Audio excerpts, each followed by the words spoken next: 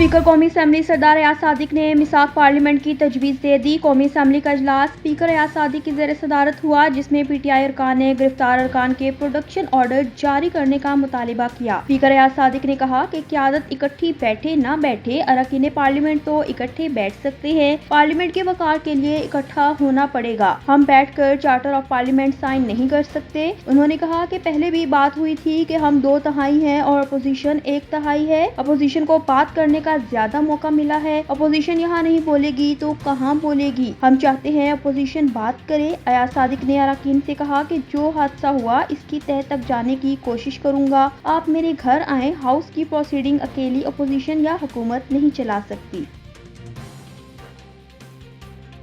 Pakistan peoples party के chairman Bilawal Bhutto Zardari ने कहा है कि बानी PTI से कोई ज़ाती मुखालफत नहीं, आइन की बालादस्ती के बगैर कोई अदारा नहीं चल सकता। कौमी असम्बली में इज़हार ख्याल करते हुए बिलावल भुट्टो ने कहा कि बानी PTI ने माहौल खराब कर दिया था, अब भी वही करेंगे जो उन्होंने किया तो कल आप और मैं भी जेल में होंगे। हुकूमत का काम आग बुझाना है, लगाना नहीं। उनका कहना था कि अगर हुकूमत ये सोचेगी कि ईंट का जवाब पत्थर से देना है तो ये एक दिन की खुशी होगी, अगले दिन आप भी इसी जेल में होंगे। अगर हम आपस की लड़ाई में लगे रहे तो मुल्क कैसे आगे बढ़ेगा। उन्होंने कहा कि गैलरी में बैठे हुए लोग हमें देखकर एक भी सियासतदान बनना नहीं चाहेगा। सियासत को गाली बना दिया गया है। इसी सियासत से नौजवानों को रोजगार और मुआशी इंसाफ दिलवाना है।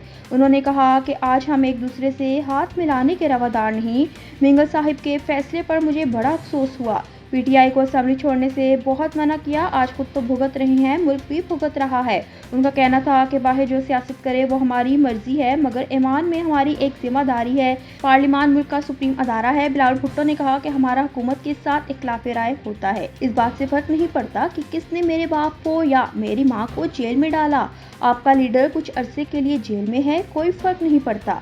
इनका केस मेरिट पर लड़े। बिलावल ने मजीद कहा कि हुकूमत की मुआशी पॉलिसी पर तनकीद करता आ रहा हूँ, उनके साथ मुख्तलिफ मीटिंग में बैठता हूँ। सियासी इख्तिलाफ राय हो सकता है, हमने महंगाई का मुकाबला करना है।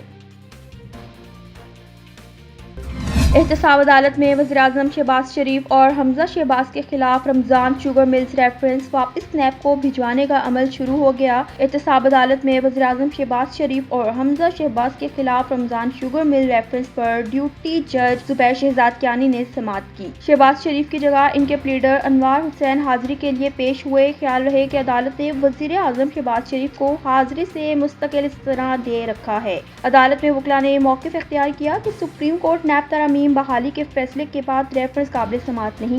एहतसाब अदालत को इस रेफरेंस की समाअत का इख्तियार नहीं रहा। रमजान शुगर मिल रेफरेंस को वापस नैब को भिजवाने का अमल शुरू हो गया। अदालत ने रिमार्क्स दिए कि मुल्ज़मान रमजान शुगर मिल्स रेफरेंस वापस नैब को भिजवाने के लिए दरख्वास्तें दायर करें। आइंदा समाअत पर रेफरेंस वापस भिजवाने की दरख्वास्तों पर समाअत होगी। एहतसाब अदालत में साबिक वज़ीर आला पंजाब हमजा शहबाज की एक रोज़ा हाजिरी मुआफ़ी की दरख्वास्त दायर की गई, जिसको अदालत ने मंजूर कर लिया। दायर दरख्वास्त में वकला ने मौक़िफ़ इख्तियार किया कि हमजा शहबाज कमर की तकलीफ के बाइस पेश नहीं हो सकते। डॉक्टर ने हमजा शहबाज को बेड रेस्ट का मशवरा दे रखा है। हमजा शहबाज का मेडिकल सर्टिफिकेट भी अदालत में पेश किया गया। एहतसाब अदालत ने रेफरेंस पर मजीद समाअत 1 अक्टूबर तक मुलतवी कर दी।